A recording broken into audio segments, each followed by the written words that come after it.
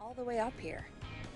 Because the basement's creepy as hell, and I don't like standing around down there? Fair. Alright, let's run through this again. We have a creepy board you found in a creepy basement, made by our creepy janitor, who you think is the creepy whistling man. Yep. And on the creepy board are the names Chuck Brody, Kim Walker, Rebecca Allen, and Aunt Williams. Correct. And you think one of these people will be the whistling man's, Clive's, next target. That's right. And we've got to find them. You said there are 4 locations listed there too? The hospital, the power station, the gas station, and the trailer park. Clive must think the target is at one of those locations. Forrest, you're gonna have to figure out if any of the potential targets are at one of these locations tonight. Hit the button if you need any help.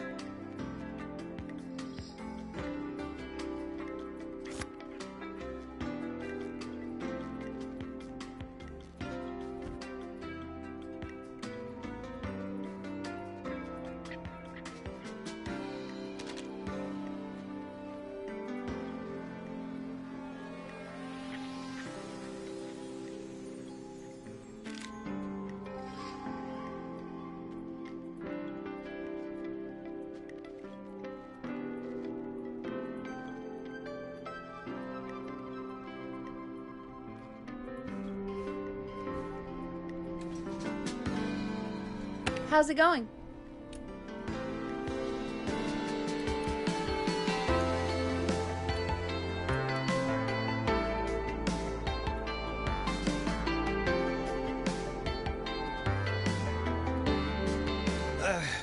It's not going well.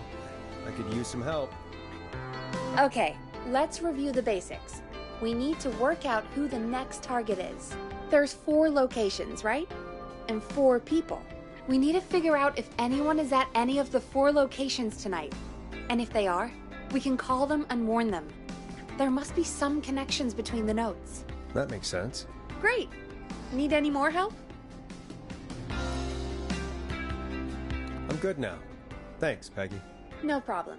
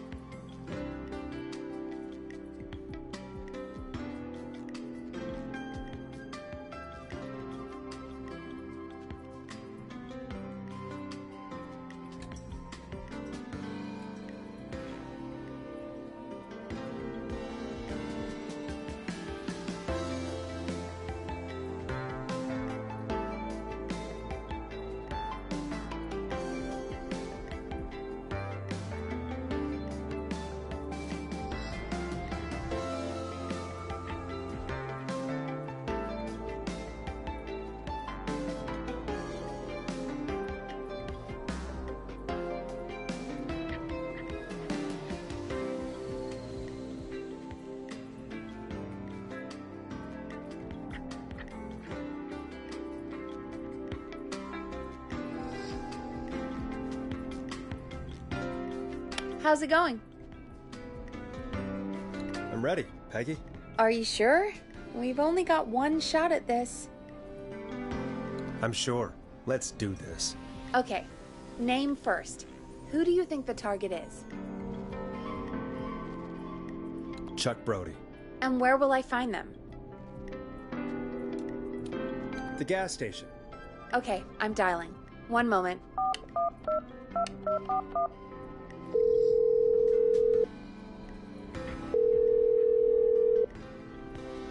Hello? Chuck Brody! Listen, I know this sounds crazy, but we have reason to believe the Whistling Man is coming for you. You need to get yourself and everyone else out right now. The Whistling Man? What the hell are you? Who is this? This is Forrest Nash. Listen, the Whistling Man's back. We found a list with your name on it, and... Oh, God. It's today. The year I finally let myself forget. Forget? Forget what? Forget. No, man. I gotta get out of here.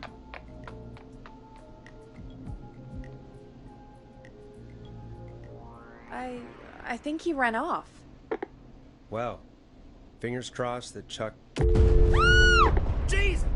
It sounds like something blew up! He's using bombs now? Is Chuck?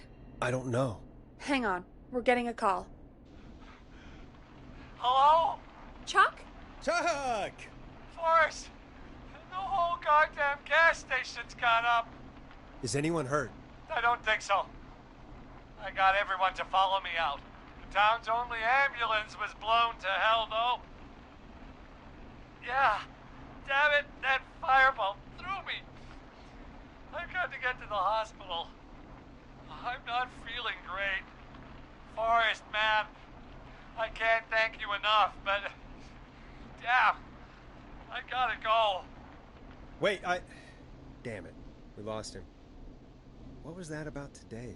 Oh, Forrest, the call board is lighting up. Get us into some music while I deal with this. Here's some music while we regroup here on KFAM 189.16, The Stream.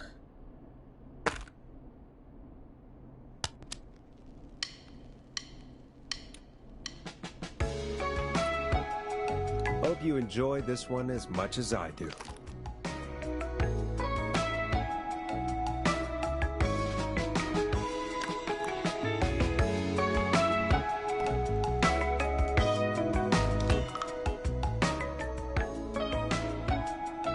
There's gotta be more in the basement to show us who Clive is targeting. And if that's the case, we can get ahead of him. Stop the killings before they can happen. Forrest, we need to go back down. By we, you mean me, right? Yep. Like I said, I need to handle all these calls. Maybe start with that creepy mannequin room you mentioned before. I still have a lot of questions about those, by the way. Me too.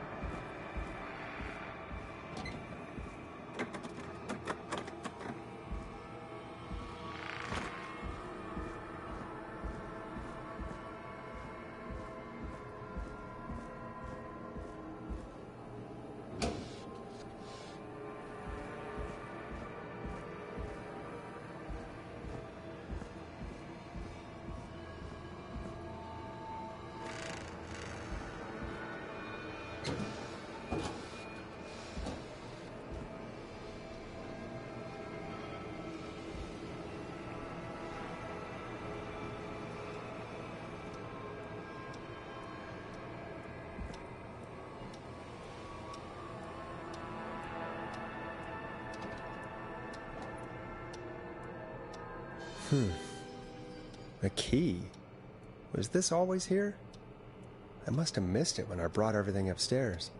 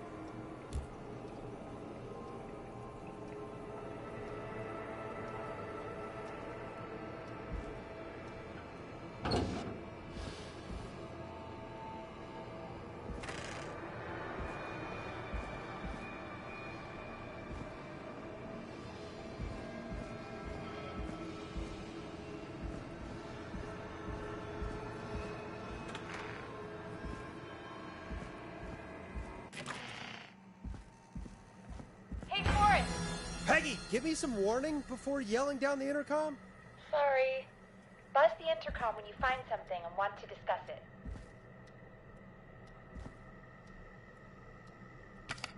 Peggy, I've found a tape and a map down here. A map of what? Looks like it might be to somewhere in this storage area. Weird. Well, maybe the tape will give us more information. Give it a play.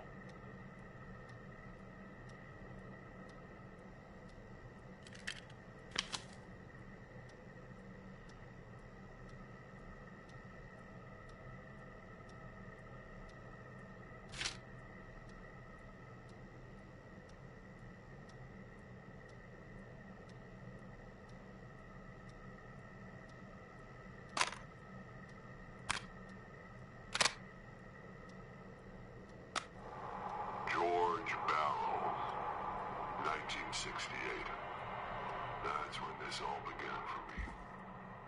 Follow the maps. Find the tapes. I'll be waiting. Wait, George Barrow? We all heard that he drowned after a night out drinking.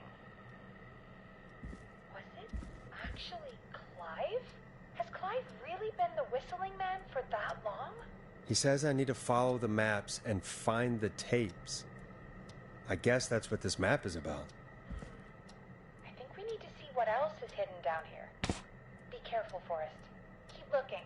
Buzz the intercom when you found something.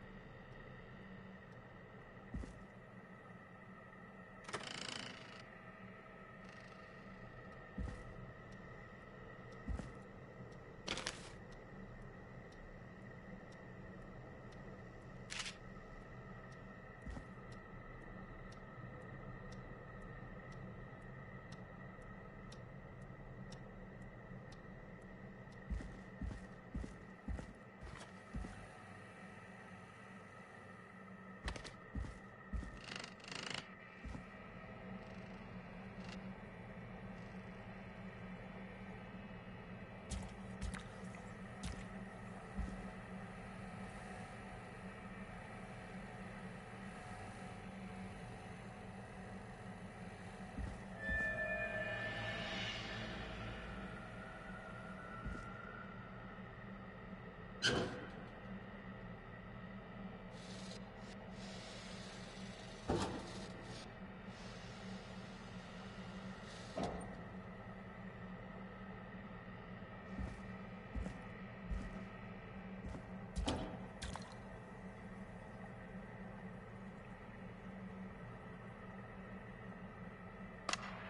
of autopsy is 7 a.m. Cause of death is asphyxiation from drowning. The degree of rigor mortis indicates that the subject has been deceased for 5 hours. That puts the time of death...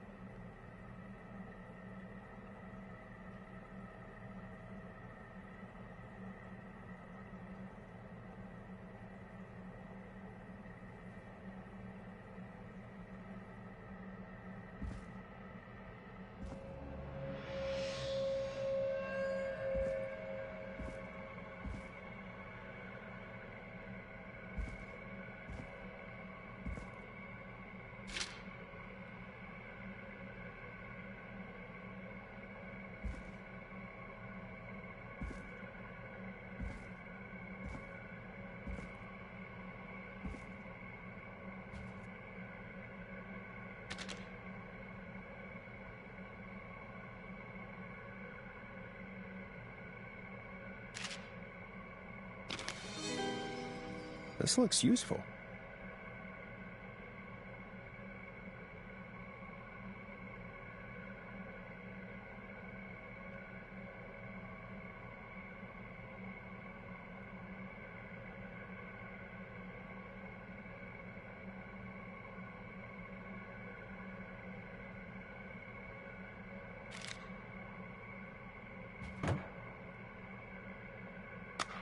Small lacerations to arms, legs, and face, typically obtained by running through foliage.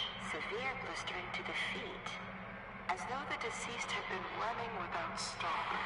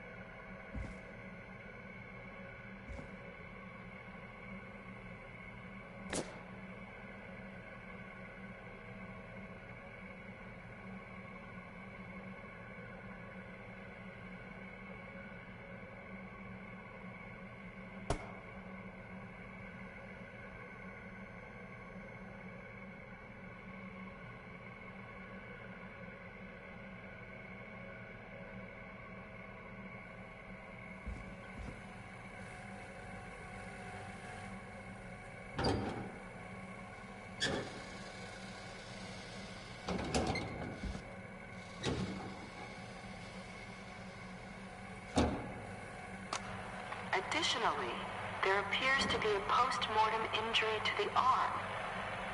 It looks like it was trapped in a car door.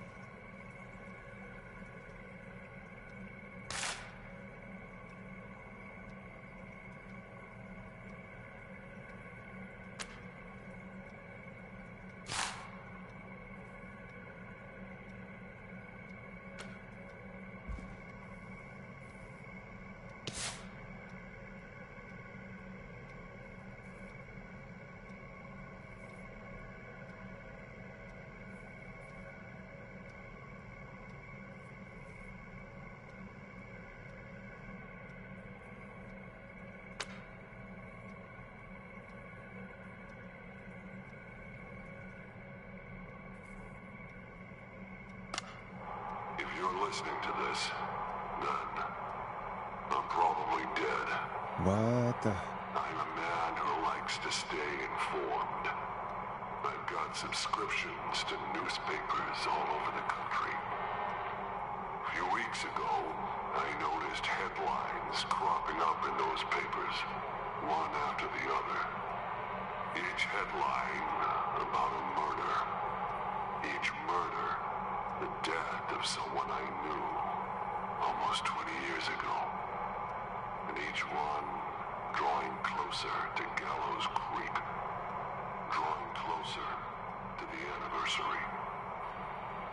None of us are innocent, but I don't think we deserve killing. All I hope now is that I can save some folk from the worst. That I can... I don't know. Do something to make up for what I did back then, I guess. I didn't kill anyone, mind you. But that's past mattering. Now, there's more I could say. That I should say. But my employer made it clear that my family would pay a high price if I ever spoke out. So, hopefully I've said enough for you, listener, whoever the hell you are, to start putting the truth together. What the hell? Peggy is not gonna believe this.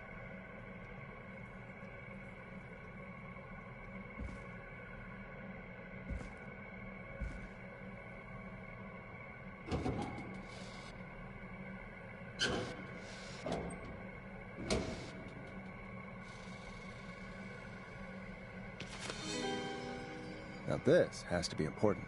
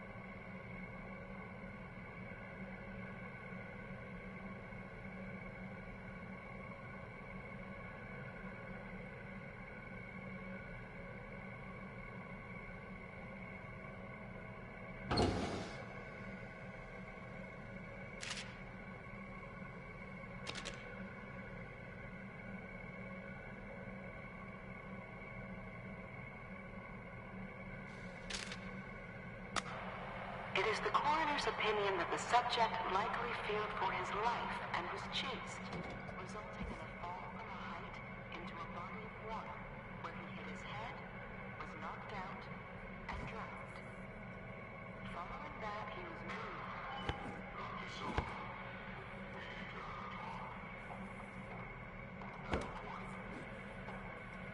Ooh, a new vinyl for my collection.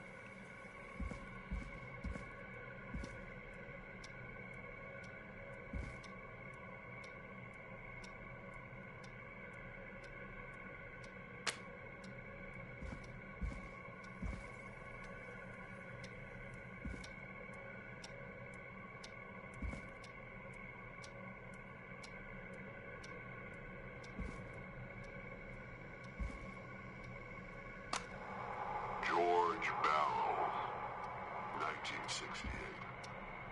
That's when this all began for me. Follow the maps, find the tapes. I'll be waiting.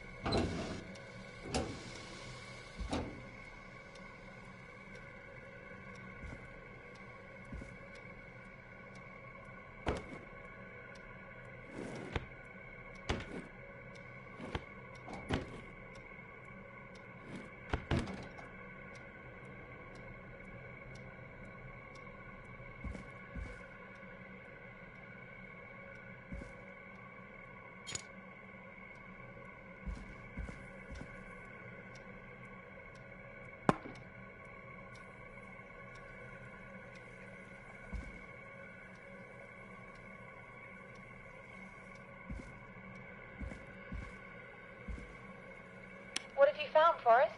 It's an autopsy tape. Doesn't say for who, but I think it must be for George. Poor George. He was so young. Something's bugging me, Peggy. What do you mean?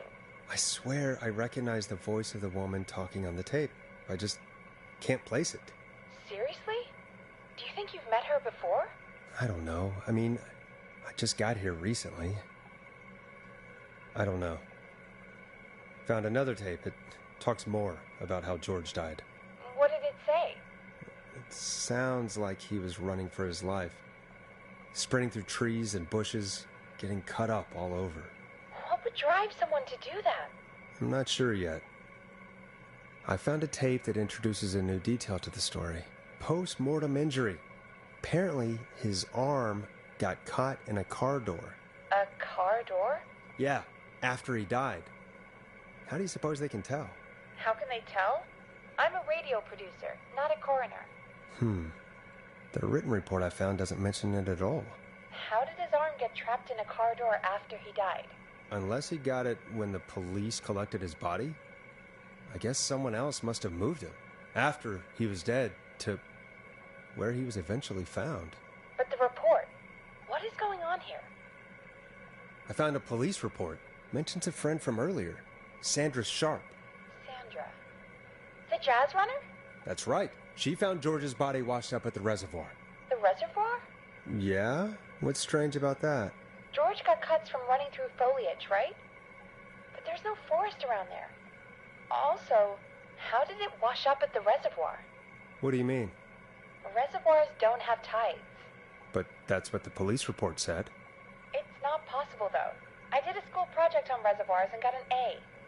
But, yeah, not important right now. The important thing is that it doesn't make sense. What are you suggesting, then? That the body was originally found somewhere other than what the report suggests? That the sheriff tried to cover it up, but accidentally let something slip? Something like that. I think. Well, Sheriff Matthews wrote the report. If he hadn't been eviscerated, we could have asked him. True. But Sandra is still alive. Once we're done down here, we should give her a call. In another tape, the coroner comes to the same conclusion as I did. George was running from something. Maybe an animal? Maybe, but then there's this next bit, where the coroner thinks he was moved post-death. So she agrees with us. At the end of the tape, someone burst in and demanded the doctor, Dr. Sullivan, to stop recording. Dr. Sullivan? Wait, Virginia Sullivan? She was her caller from earlier.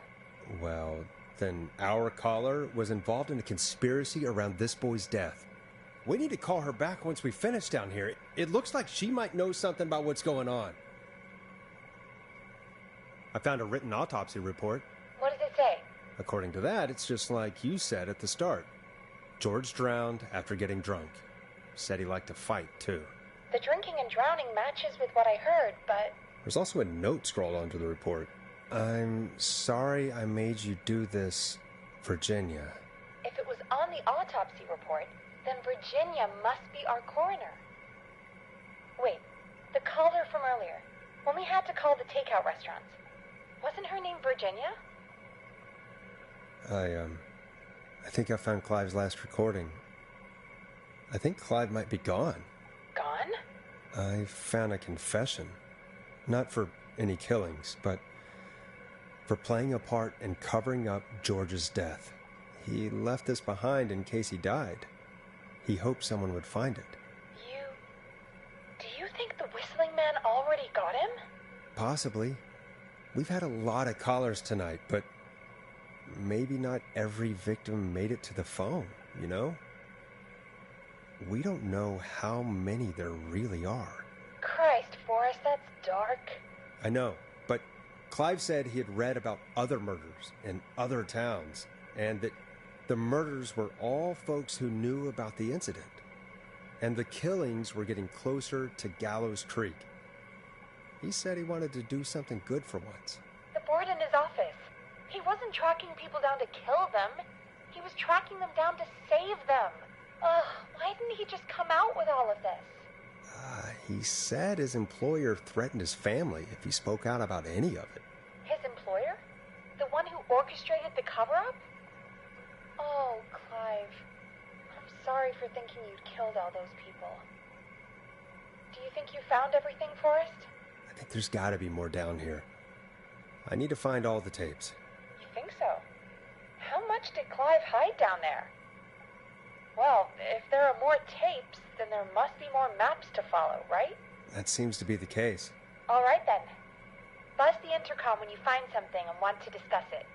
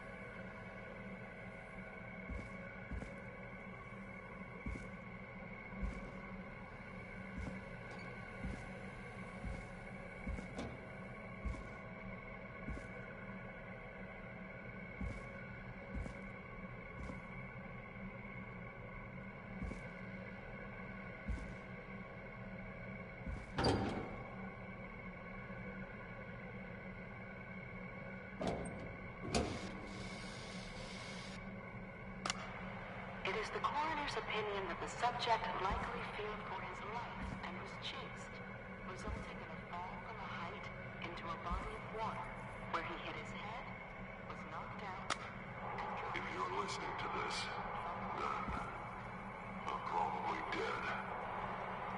I'm a man who likes to stay informed.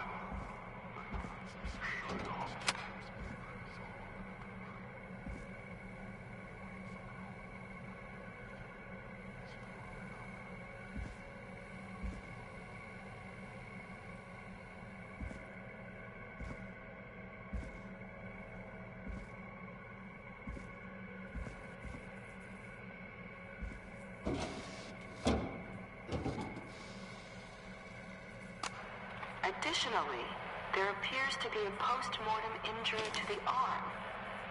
It looks like it was trapped in a car door.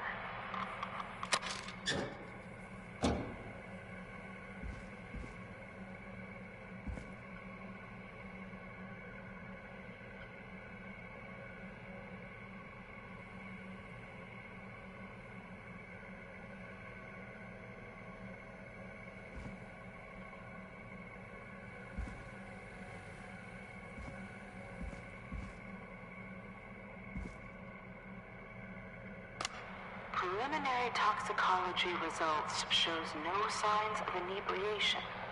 However, a high amount of cortisol was found, indicating elevated levels of stress in the immediate moments before death.